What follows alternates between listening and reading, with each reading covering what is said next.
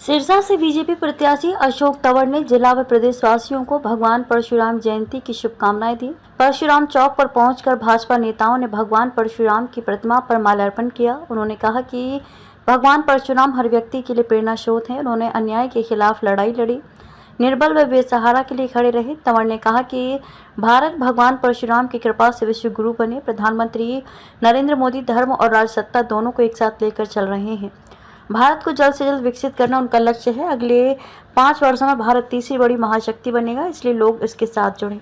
Media से बातचीत में अशोक तंवर ने कहा कि आज भारत देश के पास सबसे ज्यादा युवा शक्ति है और सशक्त नेतृत्व है। हम सभी को एक ही लक्ष्य रखना चाहिए, भारत देश को महान बनाने का। चुनावों को लेकर पूछे गए सवाल के जवाब में अशोक तंवर ने कहा कि लगातार माहौल बदल रहा है। चुनाव का समय आते आते भाजपा एक नंबर की पार्टी होगी। हरियाणा की सभी 10 सीटों पर भाजपा प्रत्याशियों की जीत होगी।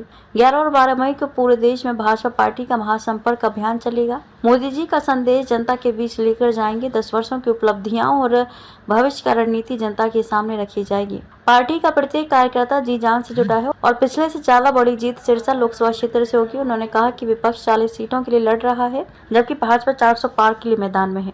आज भगवान परशुराम जी की जयंती है, अक्षय तृतीया का दिन है और आज ही के दिन उनका जन्म हुआ और इसीलिए कहते हैं कि उनके परशुराम जी के पास जो है वो शक्ति भी अक्षय थी, अद्वितीय थी और वो शौर्य शूरवीरता हमारे साहस के प्रतीक थे। भगवान विष्णु और शिव के अवतार थे और जिस तरीके से उन्होंने हमेशा अन्याय के खिलाफ लड़ाई लड़ी, जो निर्बल था, बेसहारा था, उसके लिए खड़े हुए। आज भी हजारों साल बाद वो प्रेरणादायक पूरे भारत भूमि के लिए, हर व्यक्ति के लिए वो प्रेरणा के स्रोत हैं। आज ऐसे हमारे भगवान परशुराम जी को मैं अपनी तरफ से और तमाम हमारे साथियों की तरफ से पूरे दुनिया में जो मानने वाले हैं उनको बहुत बहुत बधाई और शुभकामनाएं देता हूं और यही प्रार्थना करूंगा कि उनकी कृपा इस पूरे हमारे भारतवर्ष के लोगों के ऊपर हो।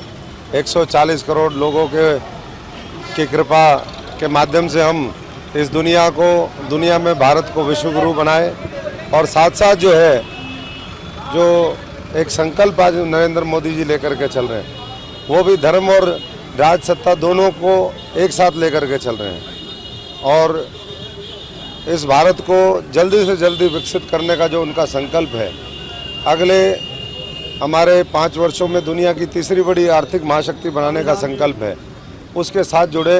क्योंकि ऐसा मौका धरती के ऊपर कई वर्षों के बाद आता है। आज 250-300 वर्षों के बाद ये योग बना है कि हमारी दुनिया की सबसे युवा आबादी हमारे पास है और एक शक्तिशाली नेतृत्व है जो नैतिकता, धर्म, समाज की सेवा, देश की सेवा, राष्ट्र निर्माण के कार्य में लगा हुआ है।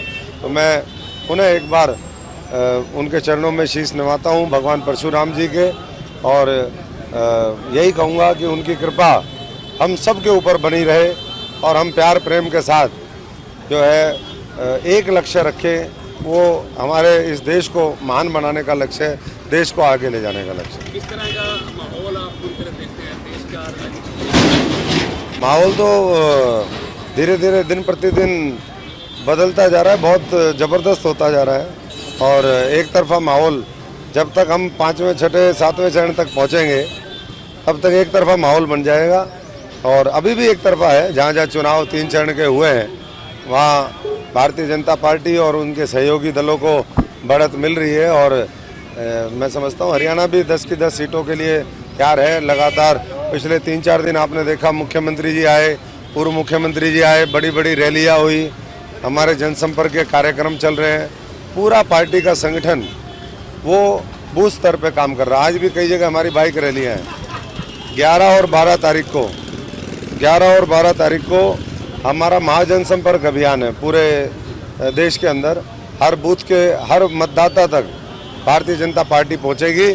मोदी जी की राम राम, मोदी जी का जय श्री राम वो जनता के बीच में लेकर के जाएंगे और जो हमारे कार्य हैं और आने वाले समय में क्या करेंगे, 10 वर्ष की उपलब्धियां और भविष्य का जो है वो संकल्प पत्र, वो दोनों उनके घर तक पहुंचेगा। जेपी नड्डा भी रोड शो कर रहे हैं पंचकुला में। बिल्कुल जी, पूरी पार्टी मैदान में है और बड़े से बड़ा, छोटे से छोटा, हर समर्पित कार्यकर्ता वो इस देश की सेवा का संकल्प लेकर के ऐतिहासिक जीत दिलवाने का काम करेगा। पिछली बार 3 लाख से जीते थे, इस बार वो 6 भी हो सकता है, वो 9 भी हो सकता है, वो 10 भी हो सकता है।